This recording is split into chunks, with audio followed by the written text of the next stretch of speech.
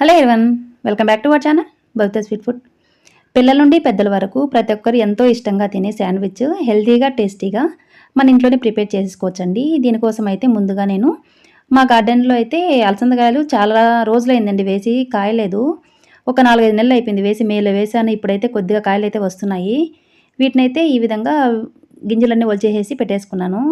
ఇంకా కొన్ని అయితే సన్నగా తరిగి పెట్టుకున్న బీన్స్ ముక్కలు, ఇంకా క్యారెట్ తురుము, ఇంకా ఆలుగడ్డ తురుములో అయితే సన్నగా తరిగేసుకున్న తర్వాత వాటర్లో శుభ్రంగా కడిగేసేసుకొని తీసేసుకొని ఒక ప్లేట్లో పెట్టేసుకున్నాను. ఇక ఈ 4 ఇంగ్రీడియంట్స్‌తో అయితే నేనైతే శాండ్విచ్ ప్రిపేర్ చేస్తున్నాను. ఇప్పుడు ఒక కడాయిలో 2 స్పూన్లంతా ఆయిల్ వేసుకొని వేడైన తర్వాత ఆవాలు, జీలకర్ర వేసుకున్న తర్వాత అవి చిటపటలాడి మంచి స్మెల్ వచ్చిన తర్వాత పొడవుగా కట్ చేసి పెట్టుకున్న ఉల్లిపాయ ముక్కలు, 2 పండుమిర్చి, 2 పచ్చిమిర్చిలను కూడా సన్నగా తరిగేసేసుకొని వేసేసుకున్నాను. ఇవి కారం ఎక్కువగా ఉన్నాయండి. ఈ మిర్చిల కారం అయితే సరిపోతుంది.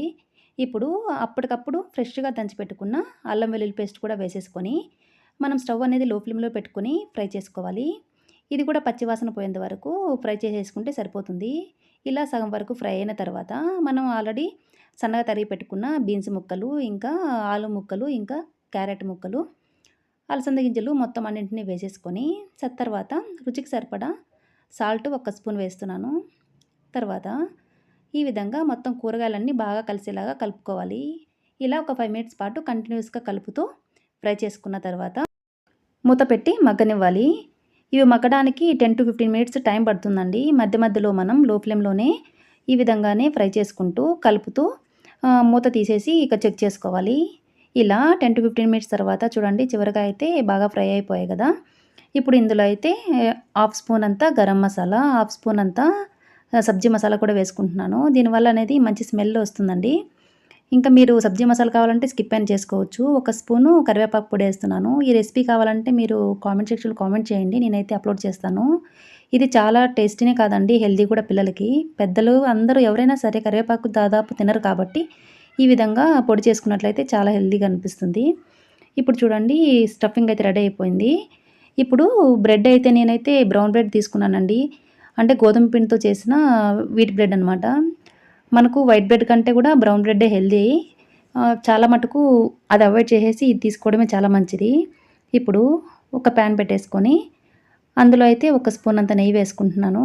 ఈ నెయ్యి కూడా ఇంట్లో చేసుకున్నదే వేసుకుంటున్నాను. మీరు కావాలంటే బటర్ కూడా వేసుకోవచ్చు. ఇప్పుడు బ్రెడ్ ముక్కలనైతే ఒక 3 స్లైసెస్ తీసుకొని ఇలా ప్యాన్ పైన వేసేసుకొని ఫ్రై చేసుకోవాలి. ఇప్పుడు పైన కూడా 1 స్పూన్ అంతా నెయ్యి వేసేసుకుంటున్నాను. ఈ విధంగా నెయ్యి వేసేసుకున్న తర్వాత 2 వైపులా టర్న్ చేసుకుంటూ ఫ్రై చేసుకోవాలి. ఇప్పుడు బ్రెడ్ అనేవి చప్పగా కాకుండా రుచిగా ఉండడం కోసం అయితే నేనైతే ఎప్పుడూ ఉప్పు, కారం అనేది కంపల్సరీ వేస్తానండి. మీరు ఉప్పు, కారం అవసరం లేదనుకుంటే డైరెక్ట్ కూడా అలా కూడా ఫ్రై చేసేసుకొని ప్రిపేర్ అయితే చేసేసుకోవచ్చు.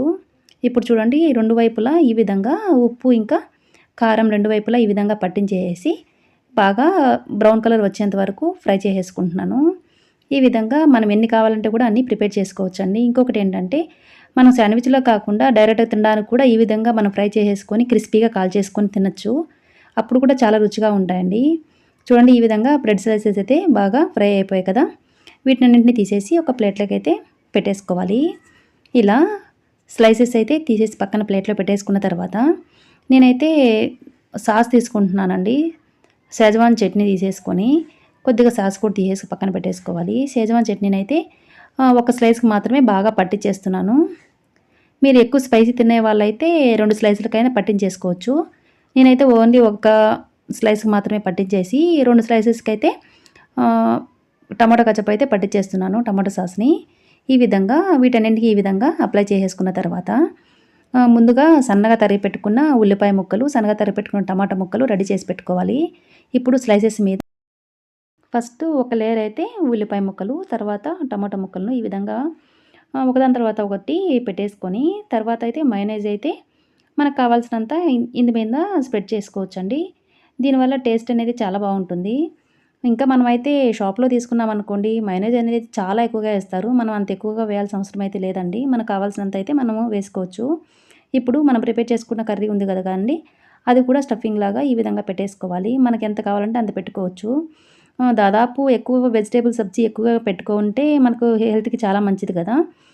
డైరెక్ట్‌గా పిల్లలు ఎక్కువగా సబ్జీ అనేది ఇష్టపడరు కాబట్టి కూరగాయలని ఈ విధంగా చేసి పెట్టామనుకోండి ఎంతో ఇష్టంగా తింటారు.